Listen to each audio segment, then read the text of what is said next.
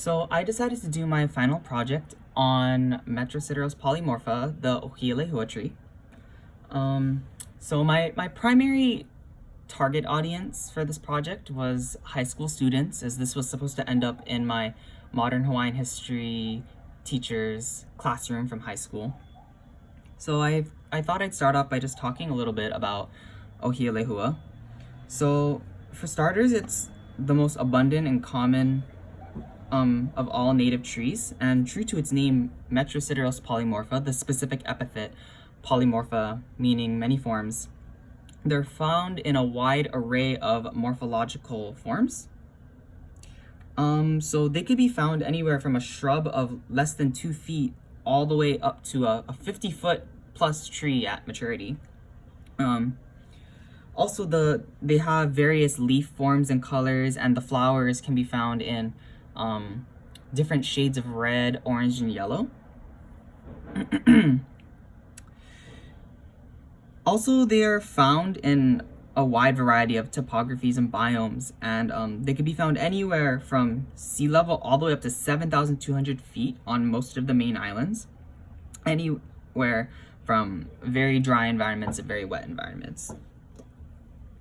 They're also one of, if not the most prominent component of all native Hawaiian forests, occupying 80% of all native Hawaiian forests statewide.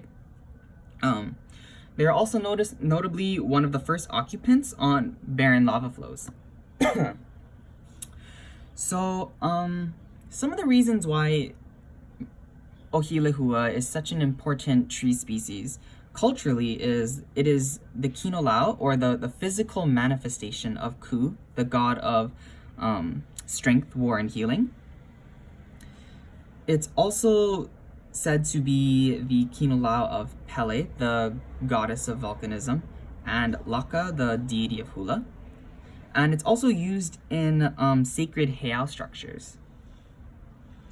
So a little bit more on the biological side.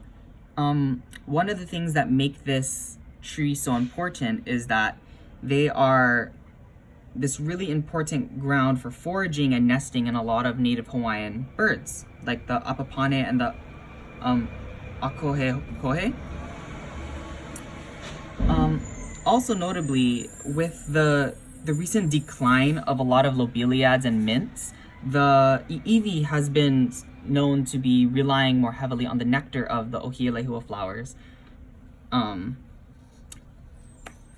Also, the Ohia lehua hosts several of the largest endemic insect species groups that associate with plants, and they do so exclusively on Ohia lehua. Ohia lehua also aids in watershed protection and water conservation by retaining water after storms. As such, they also aid in preventing subsequent erosion and flooding. So, one of the reasons that Ohia lehua has been brought into light more in recent times is because of the discovery of rapid Ohia death, the Ceratocystis genus fungus found in the Ceratocystis genus. They're vascular wilt funguses that target the Ohia lehua trees, and essentially what it does is the fungus gets into the bark of these trees and it clogs up the vascular tissue and it suffocates the tree. It stops it from getting like water and nutrient transfer. So some of the symptoms are the browning of leaves, and eventually over the next several weeks the tree dies. It's said to have about a 90% mortality rate. And one of the big identifiers is when you cut the tree open, inside the bark you'll find these black radial staining xylem, which is it basically looks like a black ring inside the bark.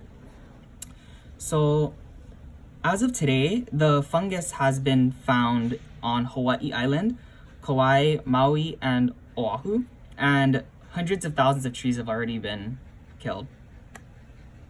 So really, the only thing that we can do, since there's no real cure per se for the fungus or anything to combat it, is preventing the spread. So what we can do is things like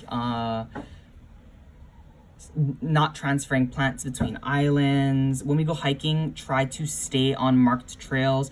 Don't damage Ohia lehua trees, as damaging the trees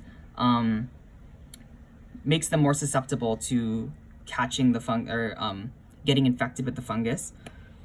Also, don't transfer dead Ohia lehua or plant materials, as it can transfer the fungus.